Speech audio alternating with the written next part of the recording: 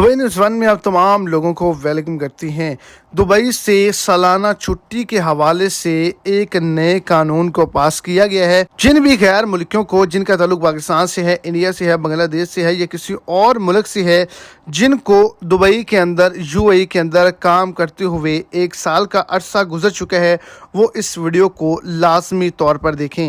Video की तफसीलात आपको इसी शॉर्ट वीडियो के अंदर मिल जाएंगी, तो वीडियो को एंड तक देखें। और अगर इस चैनल पर फर्स्ट टाइम है तो लाजमी से चैनल को सब्सक्राइब करें, वीडियो को लाइक करें और अपने दोस्तों तक इसको ज़्यादा से ज़्यादा शेयर करें। तो आपको बताता चलूँ कि जो भी यूएई का सफ़र सन 2023 के अंदर कर चुके हैं और उनको 1 साल का अरसा वहाँ पे गुजर चुका है, अगर आपको ये कानून के बारे में नहीं पता तो आपके लिए ये कानून पास किया गया है कि आपको 1 साल के बाद जो 2 तनख्वाहें हैं वो लाजमी तौर पर बोनस के तौर पर दी जाएं।